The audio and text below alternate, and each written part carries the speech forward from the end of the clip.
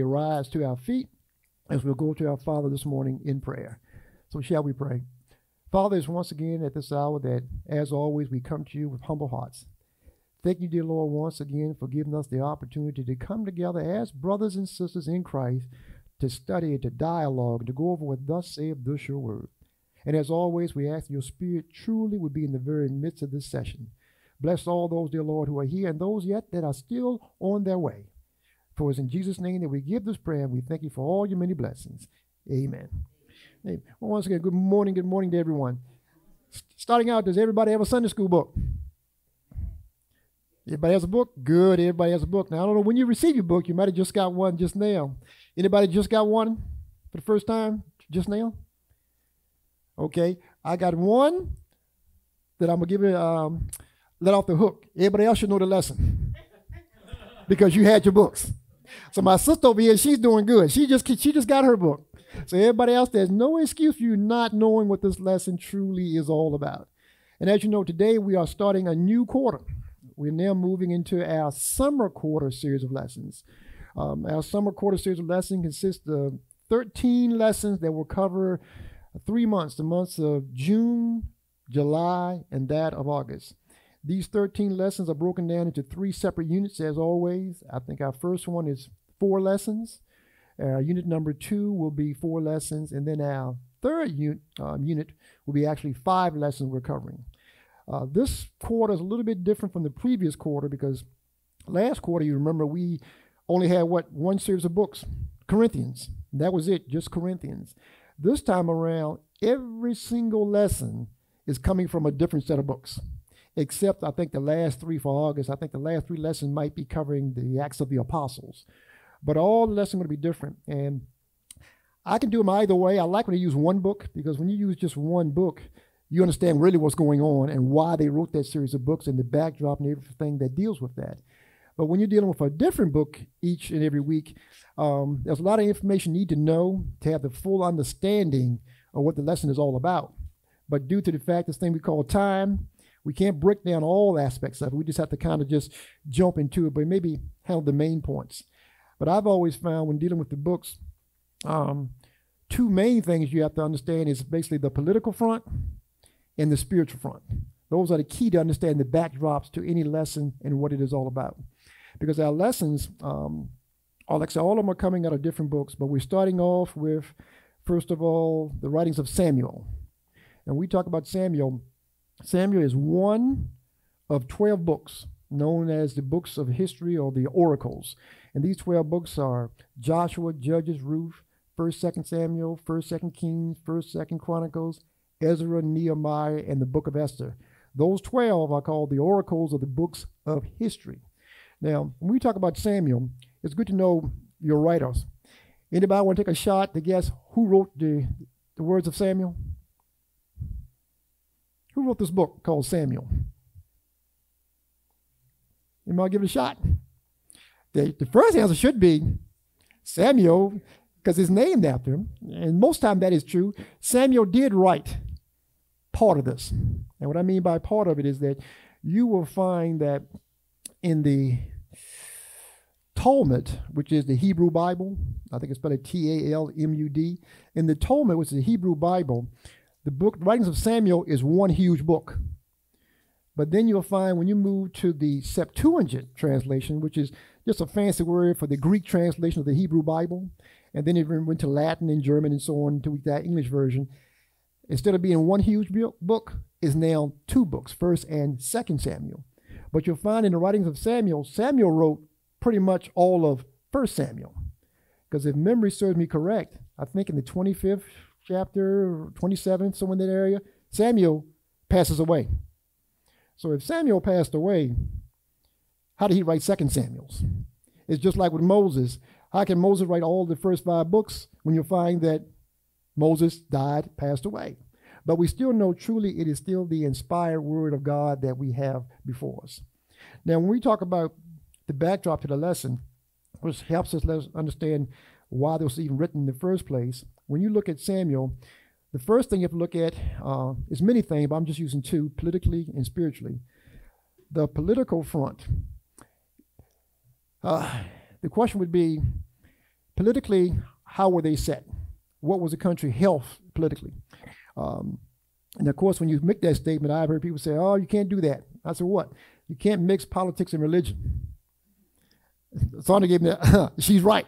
I do the same thing. I go, You'll find that in the Bible, everything's political. I mean, I'm just going to use Jesus, for example.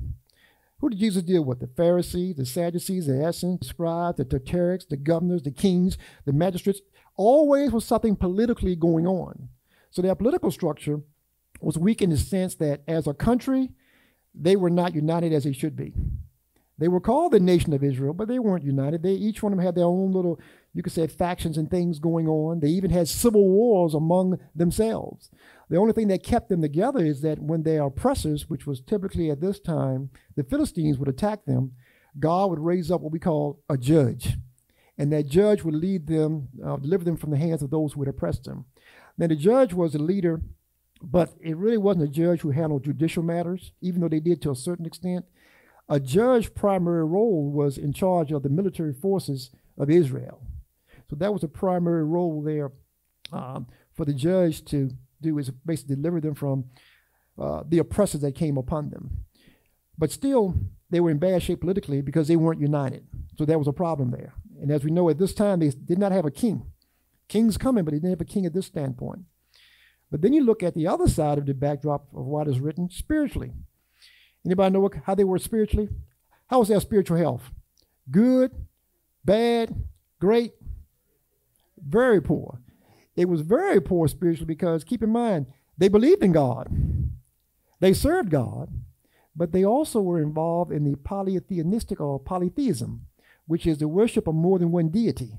In other words, they worship God, but they worship everybody else's God too. So that meant spiritually, they were pretty bad.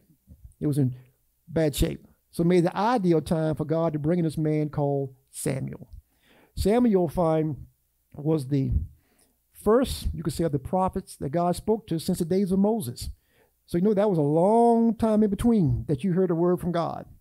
So Samuel was the first prophet since Moses that God had spoken to.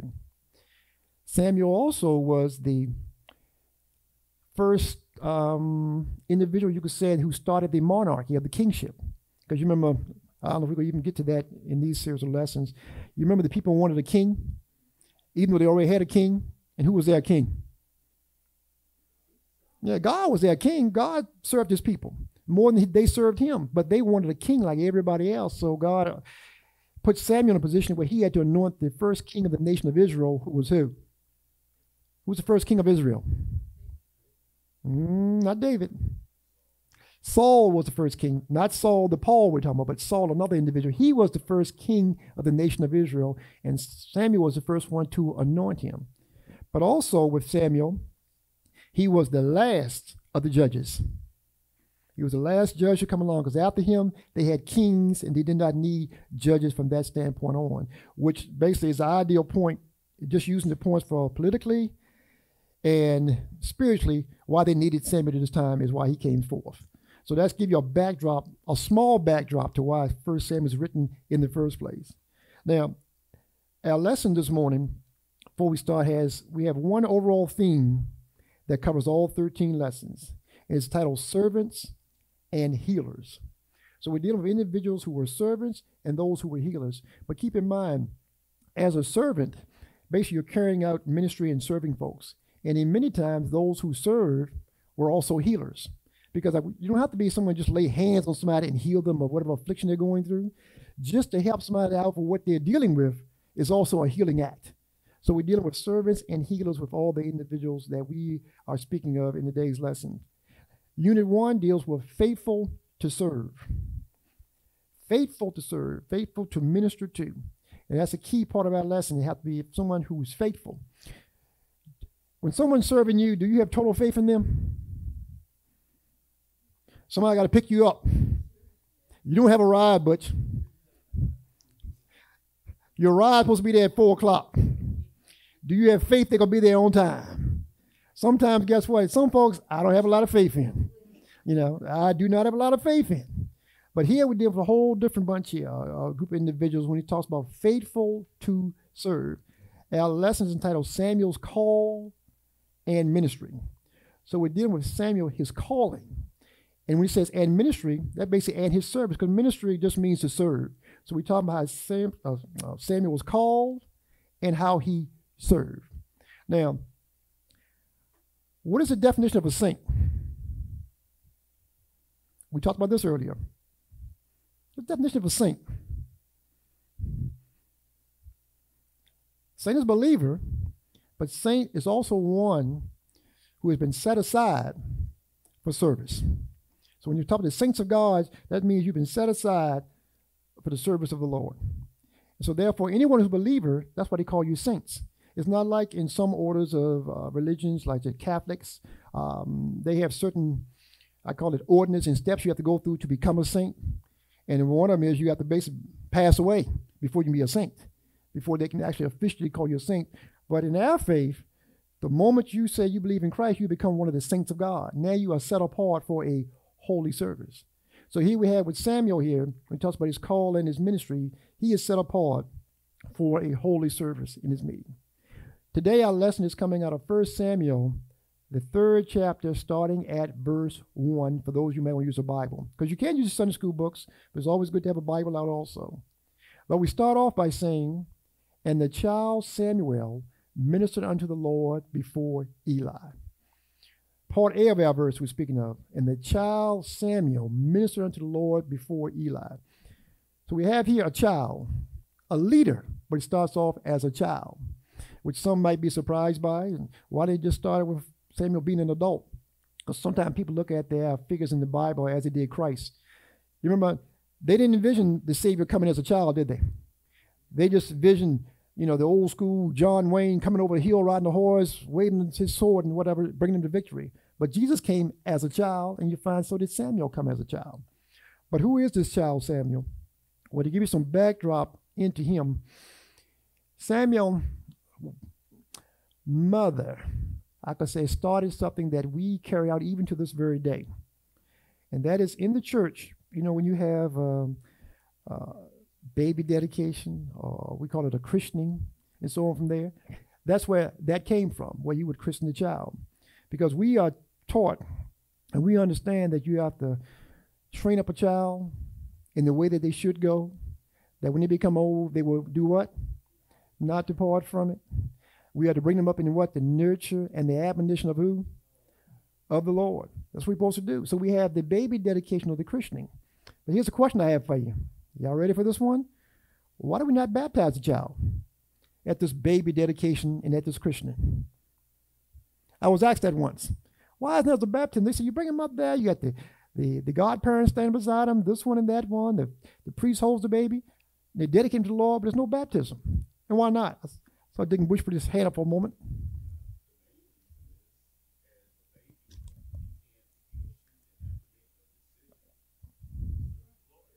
Mm-hmm.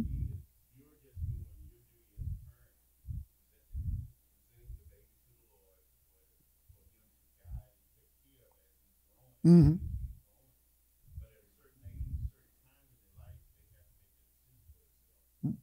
You are 100% correct.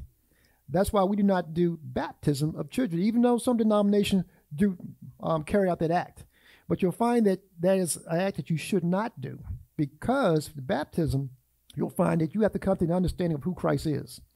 And you have to accept him to be your Lord and Savior. You have to say, I truly know the Lord. I repent of my sins. I recognize that you are the Son of God, that you came and took on the sins of the world. Even though you didn't have any sin, you bear my sins upon yourself, and that you went upon that cross, and that you did die, and they placed you in a grave, but yet 3 days later you rose with all power in your hand, and even now is sitting on the right hand of the Father, waiting for the day when you send him down to rapture of my church. That's something you have to come to know for yourself and accept. Then you take part in the water submersion of baptism, in which you are now initiated into the family of Christ. It's an outward sign of an inward conversion. You recognize his death, his burial, and then his resurrection. And that's what it's all about. You'll find this is why many adults today are rebaptized. Because y'all know the routine. It's revival time. You're of age. And they say, remember, Christ was 12 years old and he went to Jerusalem and he was baptized. So now you're going to get baptized. and they are baptized, not knowing anything about what they're doing. As Deacon Hayes said, you went in a dry devil, you came up a wet devil. Nothing has changed because you had no understanding of it. But you'll find that when you speak of the baptism and you're recognizing it, and you don't have understanding of it, many people want to be rebaptized because they say, I didn't know what I was doing back then. So now I want to get it right, and it clears their conscience. You can baptize many times as you like. Keep in mind, baptism in and of itself, by itself, does nothing to do to save you. It just shows that you recognize Christ's death, his burial, and that of his resurrection. So this is why sometimes adults will say, I want to be baptized. They just want to clear their conscience, clear their spirit, and do it the right way, have the clear understanding of it. But you'll find that with this Samuel, how his mother started this is that we don't have time to go into the backdrop of the problems with her husband's other wife. He had 2 wives, and how she looked down upon her because she couldn't have children. But Hannah could not have a child at this time, and she wanted a child.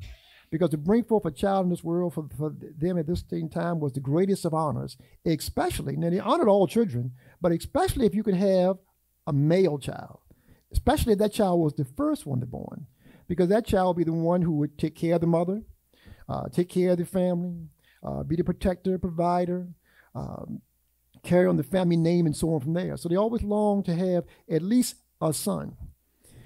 You'll find that she went into the tabernacle because the temple wasn't built at this time, even though sometimes they use the term temple. The temple was not built.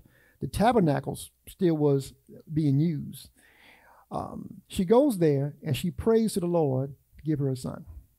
But as she's praying, you don't hear what she's saying. She's just moving her lips. Eli, he is the high priest of the tabernacle, sees her in the temple, moving her lips, not saying a word. And he basically said, this woman is tore up from the floor first thing in the morning, drunk as a fish. So she got to be drunk with wine, that she does not understand what's going on, and she just moving her lips. Because during their time to give forth a prayer, you gave forth an audible prayer. You didn't pray silently or pray among yourself. So by her not giving words, he thought maybe she had been drinking, but she said she had not. She was praying to God to give her a child, and when God would give her a child, then she would dedicate that child back to the Lord service all the days of his life. And that's what she did, and that's where we get the child dedication from. Now, she dedicates it back. But one of the things I see here when saying the child Samuel ministered to the Lord before Eli is that he's a child who ministered to the Lord before Eli, which lets us know that Samuel came up where? If I can change the tabernacle name to something else. Came to the temple, not the temple, but came up in the church. Use the right track. Came up in the church as a young child. Now, I think all of us here, I don't see no super young folks here, even though most of us are young, right?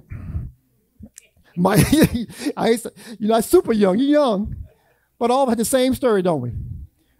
Did you not come up in the church? Everybody's house, you had a standing rule, which I think that's one of the problems with society today. We don't have some of these rules. That's why you have so many shootings and things of this nature, because they're raising the upbringing, I believe. I've heard the saying, and I don't want to get too much on this one, when you have these problems, you had taken prayer out of school. And I always say they didn't take prayer out of school. They took the public announcement of prayer and praying to one God out of the school, but you still can pray, But praying itself is good, but it's the raising, the upbringing that you need.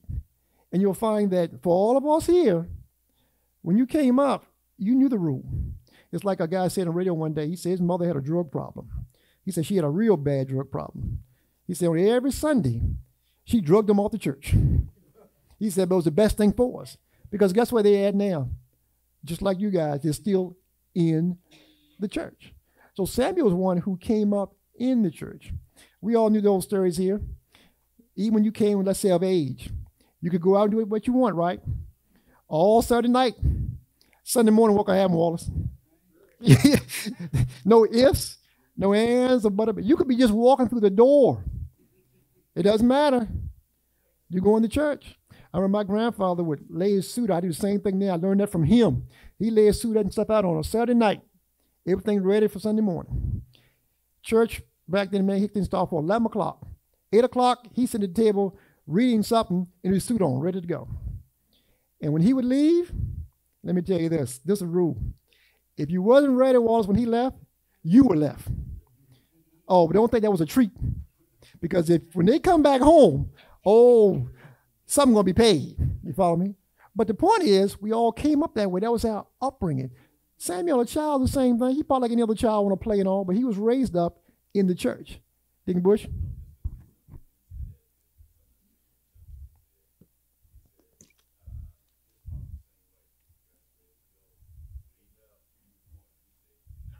Mm-hmm. Mm-hmm. Mm-hmm. Mm-hmm.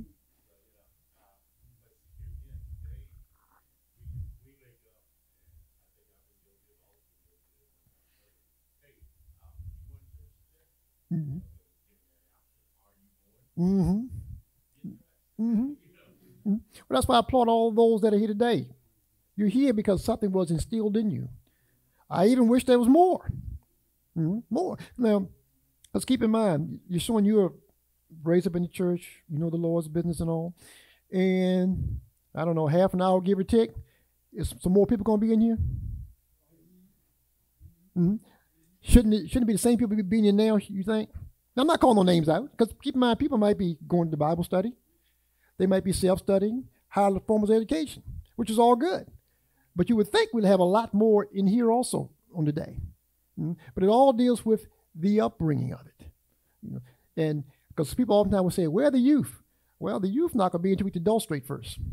The church can't go out and bring people in the church till the church is right itself. And many of Paul's things dealt with, remember last month we dealt with that one-word theme? What was that one-word theme last quarter? Training. You got to train them up.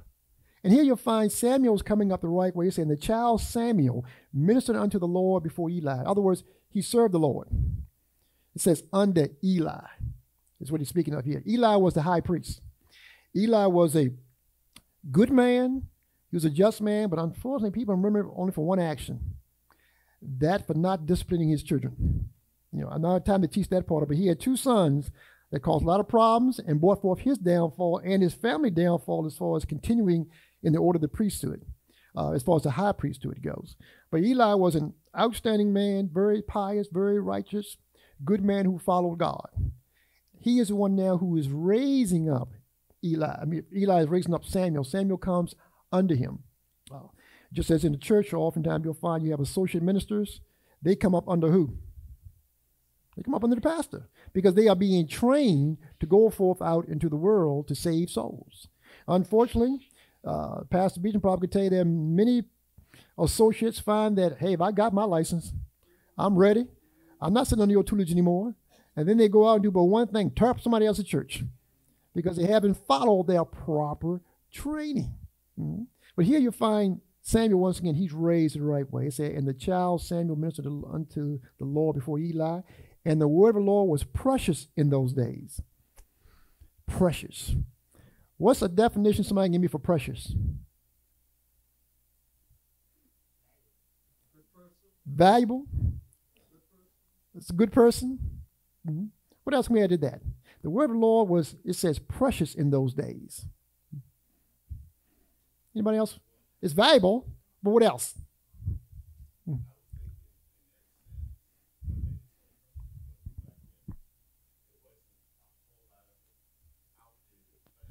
Mm-hmm.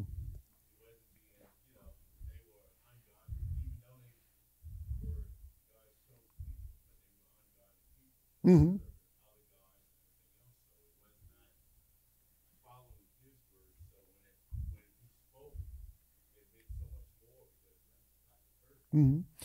With that, you're 100% correct. With Helen saying it's valuable, and the words that Deacon Bush gave, it all leads to where I'm going. I like we all on the same page.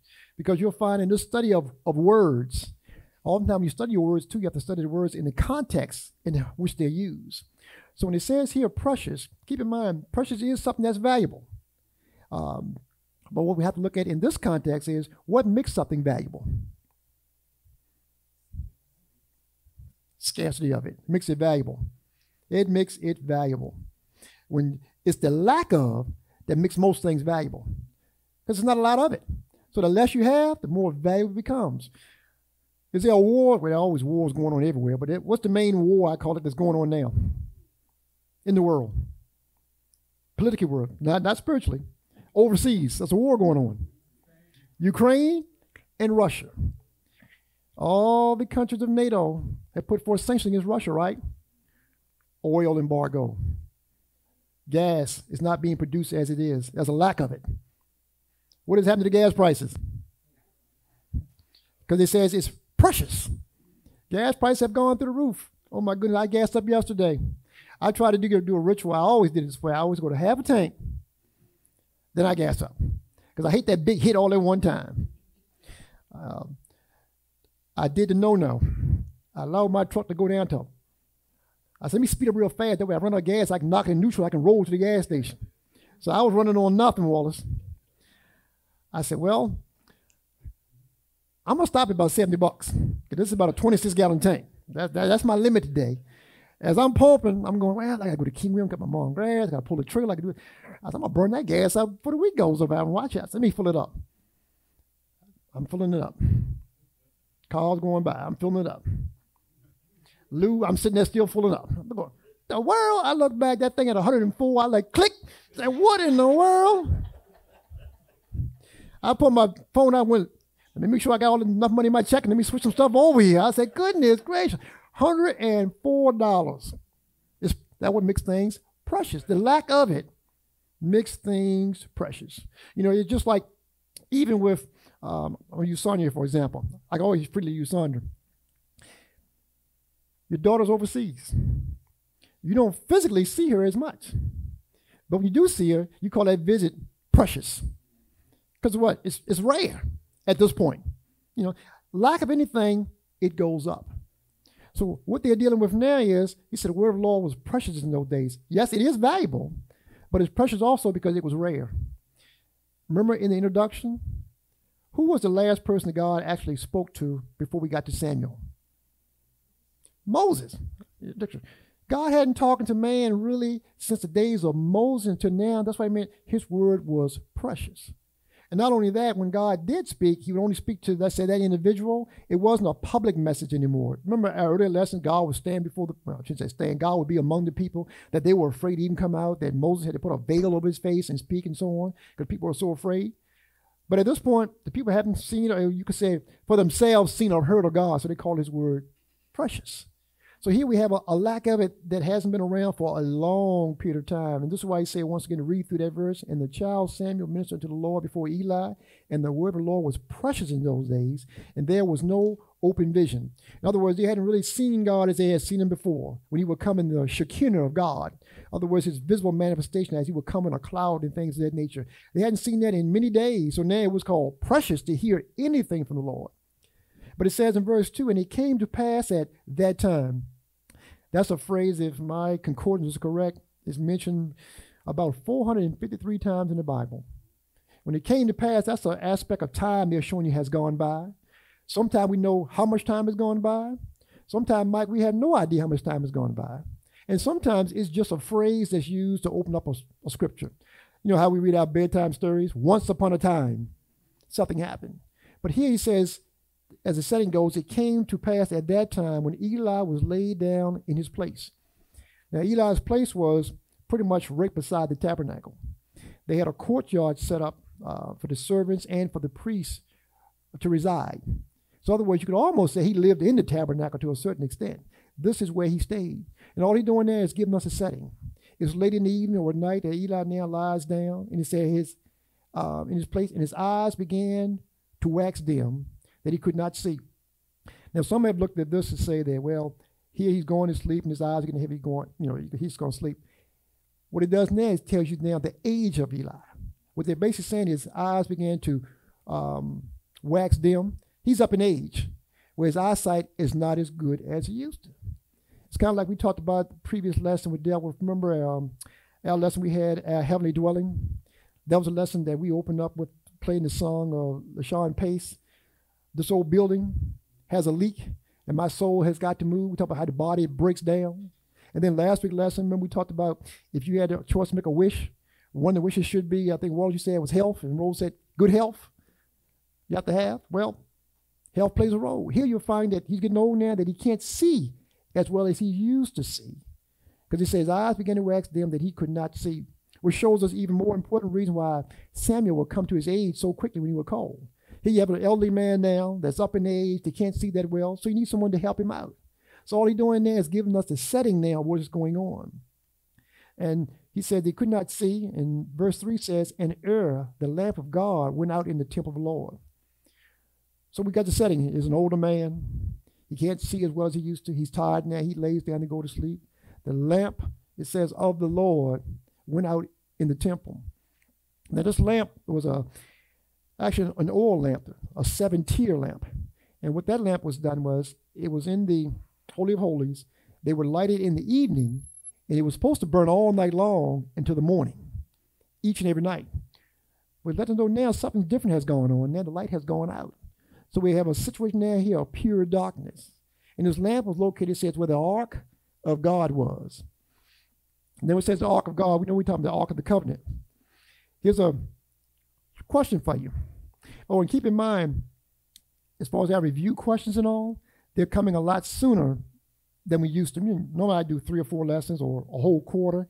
Then we have a review.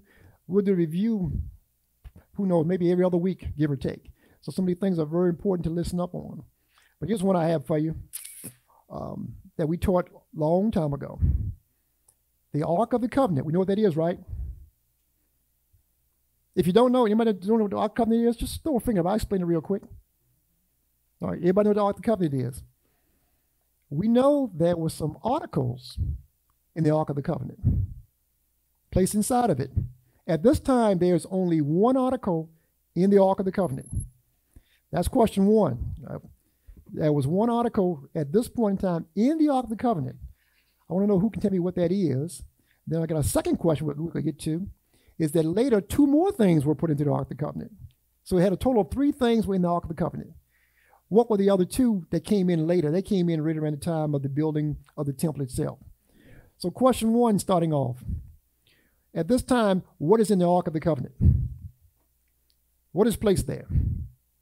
Because the Ark of the Covenant plays a very important role in our lesson, because you'll find that we get a few more verses later, the lesson really jumps years ahead. Because we start off as a child, but then you're going to find, guess what? He's a full-grown man now, but the writer just jumps right into it. That's why I say the lessons are a little bit different this time, because you're only using each book, a different book each and every time. Anybody know what was the first thing that was in the Ark of the Covenant?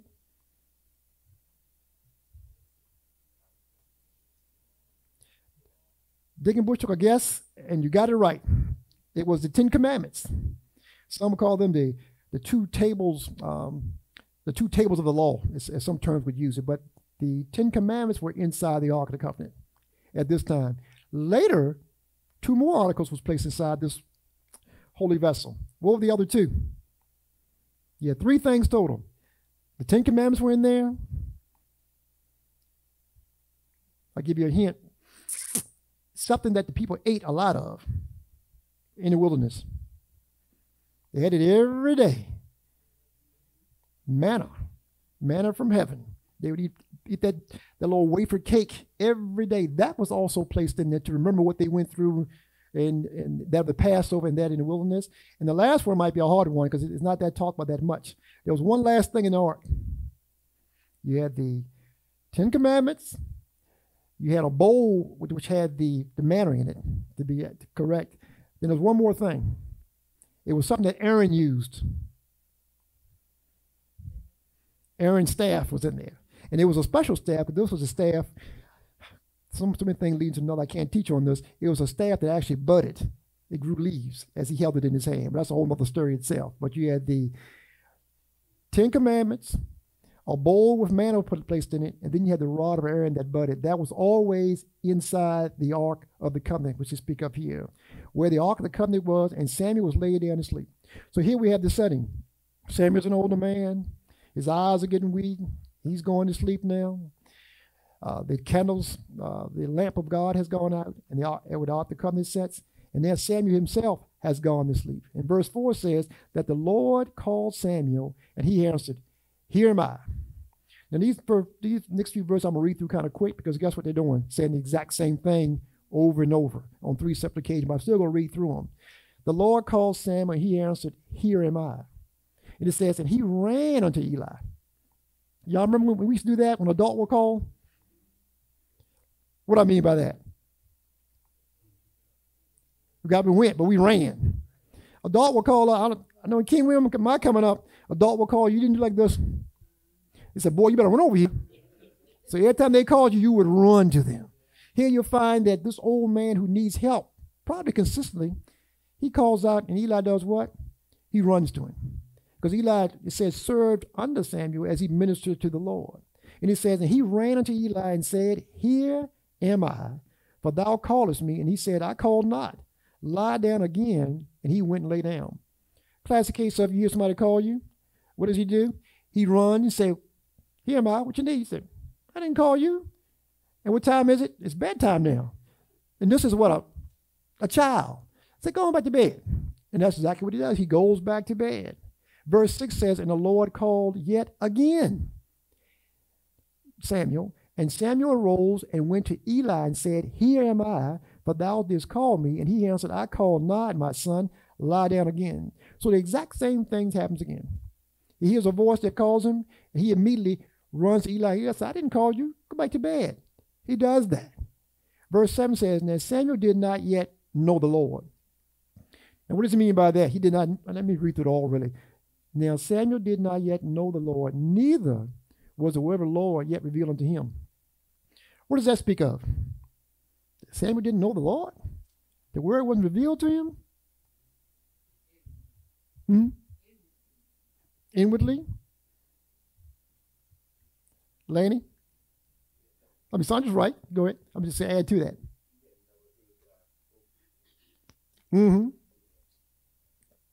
Dick Bush?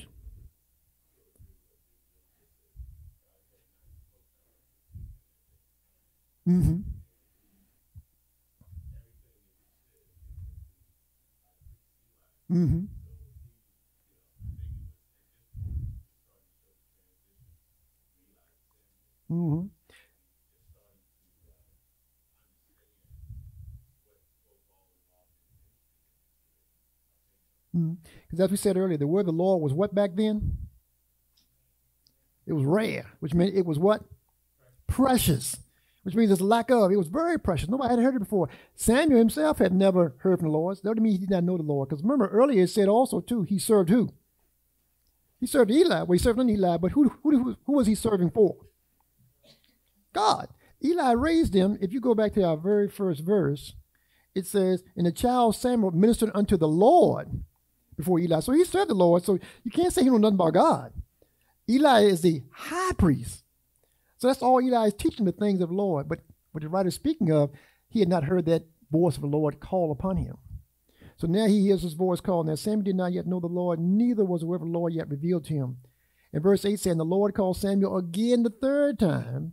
And he arose and went to Eli and said, here am I, for thou didst call me. And Eli perceived the Lord had called the child. Sometimes we call that thing a confirmation of your calling.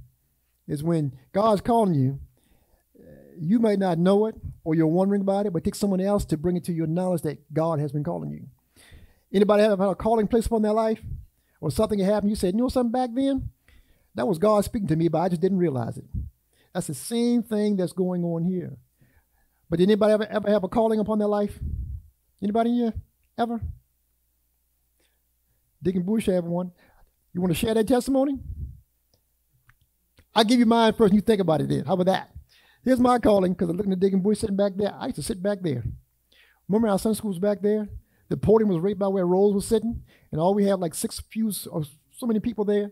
And I can remember sitting there and I had this, I call it a heartfelt calling. It wasn't an audible voice, but it was Spirit would tell me, say, you need to stand up and facilitate the class also. Because I said facilitate, not teach, because I can't teach anything. I'm just reading the word and telling you what they're saying. Pretty simple. But I always had this urging, just calling upon me to teach or facilitate the Sunday school session, but never did it until I said to Deacon Hayes, I'd like to teach the class one day. He said, well, I'll give you the opportunity. He told me, I said, what you better do, study this, study this, study that. And he said, whatever you do, you better use scripture to support your saying, and you better interpret it right. Because one day, somebody's going to challenge you. And you got to say, you can't challenge me, you got to challenge the word of God. He said, that's all you have to do, and you'll be all right. And the rest of itself is history. But I had no peace until the day I finally stood up to do that. That was my calling. But Deacon Bush,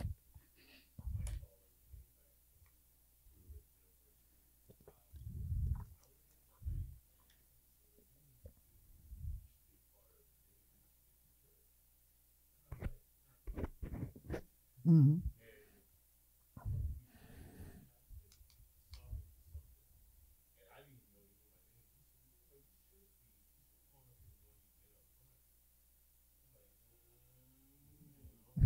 Mm-hmm.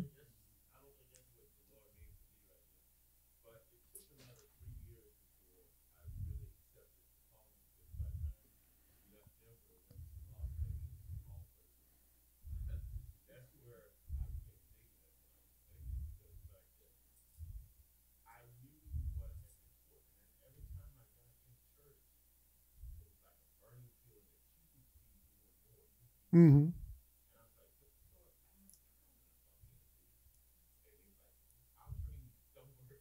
Mm-hmm.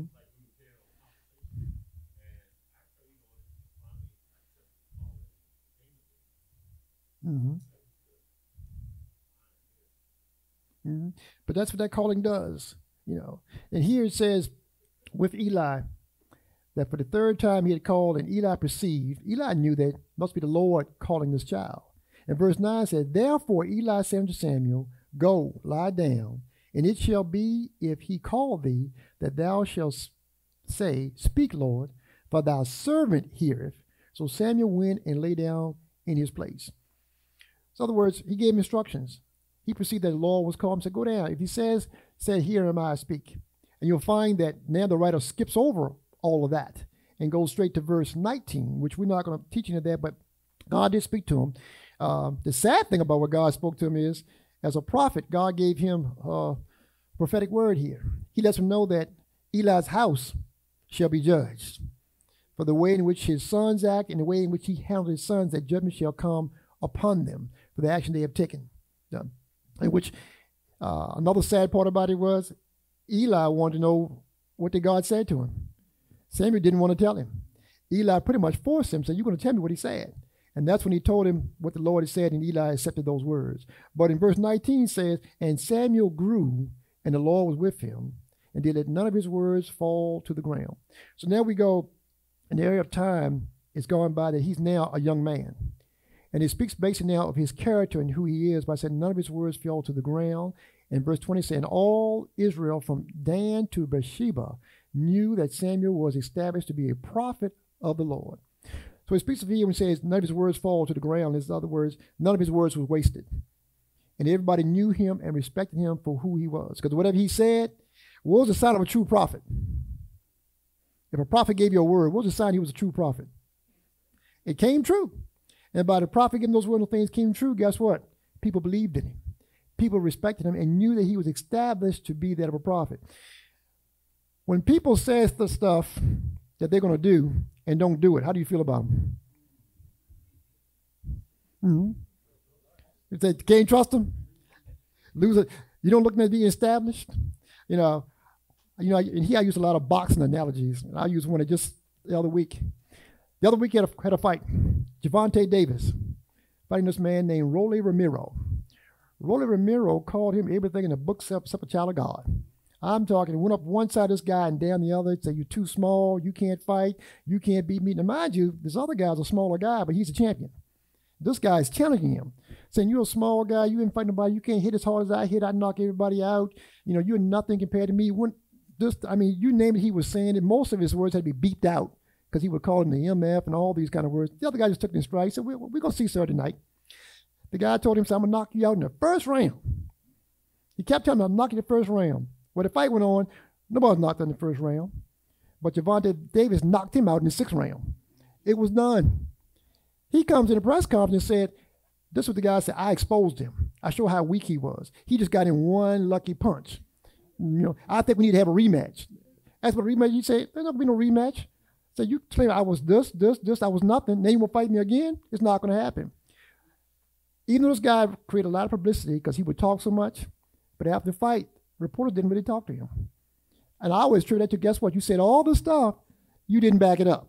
So nobody will hear anything you have to say. Us older folks remember Muhammad Ali talked a lot of trash, didn't he? But he backed it up. And he ended up winning people over because whatever he said always pretty much came to pass. Here you'll find the same thing with Samuel here. The things he said, They didn't fall to the ground, as the scripture says.